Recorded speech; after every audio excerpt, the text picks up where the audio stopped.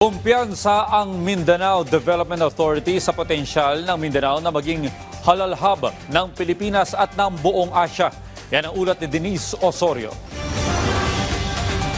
Sa gitna ng lumalawak na Muslim market sa Asia at Middle East, tinututukan na ng Mindanao Development Authority o MINDA ang mas komprehensibong halal ecosystem para sa rehiyon. Ayon kay MINDA Chair Leo Tereso Magno, matagal nang nakabase ang Pilipinas sa Brunei, Indonesia at Malaysia na ilang mga bansang may matatag na halal industries at certification systems. Ito po yung mga matagal na po tayong nagbe-benchmarking sa ginagawa ng Malaysia, sa Brunei at Indonesia, at tayo naman dito sa Pilipinas.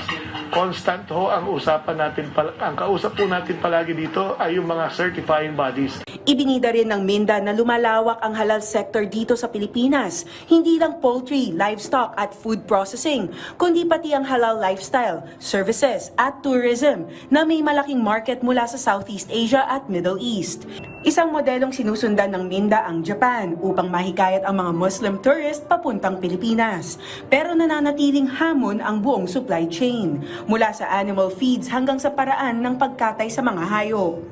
Up until siguro we come to a point at time na lahat na tayo kahit hindi Muslim maghahanap ng halal chicken, kasi pag halal siguradong organic ang feeds nito, siguradong free from all other derivatives that will cause health problems to us later on. And so since that way of life is gradually going there, and definitely yan yung tinitingnan natin na direction. Kasabay nito, binubuksan na ang mas maraming Islamic finance window sa Mindanao matapos maipasa ang Islamic Finance Law. Mahalaga ito para sa BARM communities na dahil haram o pinagbabawal ang traditional interest-based banking system sa Islam. This accords opportunity for our Muslim brothers and sisters, for instance. Kasi para sa kanila, very important that we have this Islamic finance or Sharia-compliant financing system also available.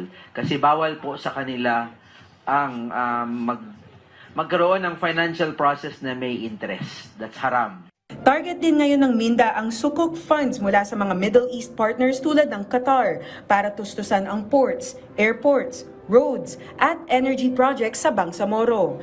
Layunin nitong i-unlock ang infrastructure potential ng rehiyon habang pinapalawak ang halal export capacity. Sa poultry export, posibleng mag-export ng halal chicken ang Mindanao sa Middle East sa tulong ng mas mahigpit na global halal audit standards ng Malaysia at Brunei. Sa paglawak ng halal ecosystem mula food production, certification, Islamic finance hanggang tourism, nakikita ng MINDA na may oportunidad ang Mindanao na maging pangunahing halal hub sa buong Southeast Asia. Denise Osorio, para sa Pambansang TV, sa Bagong Pilipinas.